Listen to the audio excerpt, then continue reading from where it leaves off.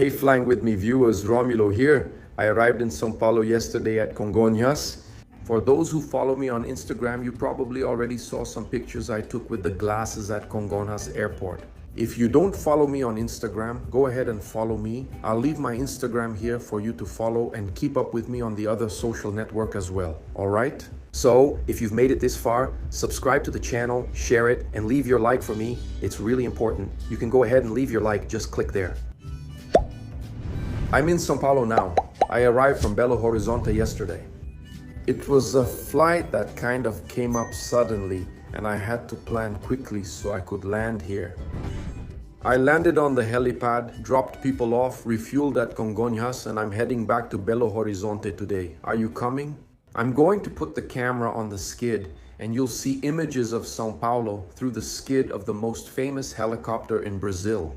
That's it, so come with me. I'm leaving the hotel now, checking out, getting an Uber, and heading to the hangar. Let's go, guys. Guys, I've already arrived here at the VOR hangar. I'm here at Congonhas Airport. I'm going to show you the hangar. Look, here's the VOR hangar. I usually land here in Congonhas. Here's the machine. I've already uncovered it. And I put my stuff here. Look, and the covers are already rolled up here. I'm going to put them in the baggage compartment. There's an aircraft running over there. That's why it's making noise. This is Congonhas Airport. For those who don't know, this taxiway in front is Taxiway Sierra. Usually the tower lets helicopters approach this taxiway. Here, so we don't interfere with the other two runways used for planes to take off and land, okay? Over there, look, that's the line of planes waiting to take off, see?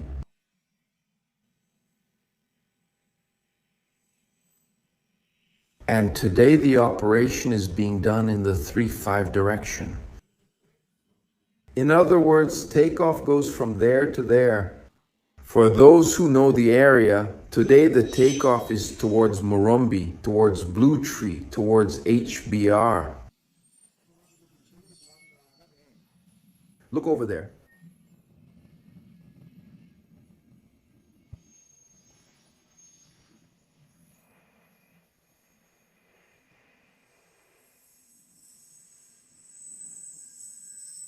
I landed here yesterday, already left the machine fueled up. Now I just have to wait for the passengers. I was informed that takeoff will be a little later. It's 8:40 in the morning now, and I should take off around 1 in the afternoon. No, he won't. No, he won't. So I'll stay here in the hangar. There's a pilot's lounge over there. I should have lunch here too, and I'll do one. DLA, what is DLA? I filed the flight plan for 9:30 in the morning. So since I'm going to take off around 1:30, I have to update it in the app. I have to change the time, okay? So I'm going to change the time to 1:30. If the passenger says we're taking off at 3 in the afternoon, I just file the plan for that time, no problem. That's common to happen in executive aviation, and we do everything through the app. Nowadays, it's easier. Back then, we had to call, and it was hard to get someone to answer the phone. It's been a while, busy, huh? Look, a plane's about to pass by. So that's it. Let me get things ready here. I'll get the whole machine set up so we can take off. And then, when they arrive, we just set things up here, ask for authorization, and head out to Belo Horizonte. Let's head to the pilot's lounge. I'll wait here, drinking my water. I already had lunch since the flight was moved from morning to afternoon. I took an Uber to the restaurant next door, had lunch, and returned here. The machine is ready. I did another DLA, right? Another departure time change. This is how it goes. An executive pilot's life often means planning a morning takeoff but leaving in the afternoon instead. And nothing stops them from coming here or calling me and saying, hey, we're going to take off early tomorrow. Is that okay? They pay me for this, right? The executive pilot is paid to wait to fly. We fly for free. I know. Right, that's a joke we make, right? In executive aviation that we fly for free. We get paid to wait, yeah, we get paid to be on standby, right? For the bosses, and this is a pretty typical day in executive aviation. I've been here at the hangar since early in the morning to take off in the morning, then it changed to the afternoon, so I'm here waiting. The good thing is that it's comfortable here. There's internet. You can get some things done, some spreadsheets I have to update, and I've already updated them. I'm studying English here too, taking advantage of the time, right? Time is precious. Making the most of your time, it's important to use this free time to do something, right? I like to edit my videos, I study English, and well, I update some spreadsheets that I need to update. It's important for you to do something to keep your mind busy so you don't waste this time here doing nothing. At least that's what I do.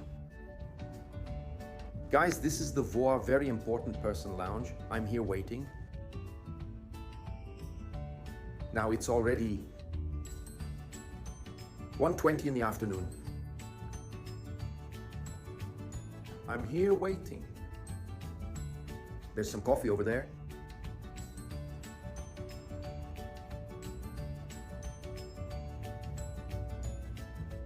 This is the waiting room with air conditioning. The bathroom is by the door and the hangar is in the back.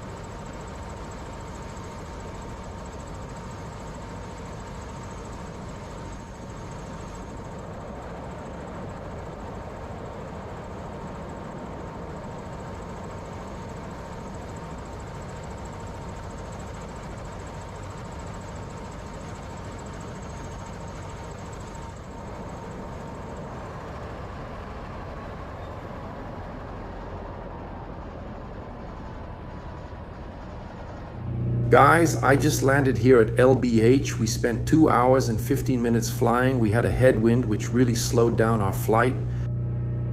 That's quite a lot, right? 8 minutes for a helicopter, 8 minutes, 9 minutes, 10 minutes. That's a lot, isn't it? And I just landed here. I had a little problem with the camera. As usual, I'm already getting a new camera, okay? Don't worry, because this one is on its last legs. The battery dies halfway through. It just shuts off. Anyway, it doesn't connect to my phone anymore. I'm going to buy a new camera, so go ahead and leave a like so I can buy a new camera with the YouTube money. All right? I'm getting out here. Matthias is already refueling the machine. He's going to refuel it here. Look, he's already going to refuel it. Leave the machine fueled up. Let's see how much fuel I used, right? From Sao Paulo to LBH. Look at this. How wonderful. Look, I arrived. It's already at night. LBH is all lit up. Look how cool that is. That's the new hangar over there, right? They built a new hangar in Belo Horizonte to fit more helicopters as more machines keep arriving. That's great. What a sight, my friends. Hey! Look at this. Guys, Matthias just refilled the machine. Let's see how much we got here. Look. 442 liters. Today it used more. Why? Usually we use 380, 390 liters. But today it used more because we caught a headwind, so this headwind held the helicopter back more. And then we need more power. That is, we need to pull the collective a little more. For the helicopter to fly a little faster, it uses more fuel, so that's why today the helicopter used a bit more. But I got to the tank with 45 minutes of flight time left. So there was enough fuel. That way, if I needed to divert to Pampulha or Confins anyway, I don't know if you guys can hear me properly. There's a noise from a generator running over there, but I'm speaking closer to the camera here so you can get the audio. Look, the guys are putting the machine away. End of mission. They've already tidied up inside the cockpit. Tomorrow morning, they're going to wash the machine, wash the helicopter. I've already done the post-flight check, checked for any leaks or anything unusual. Everything's fine. The machine is put away. Let's go home and rest. There's more tomorrow.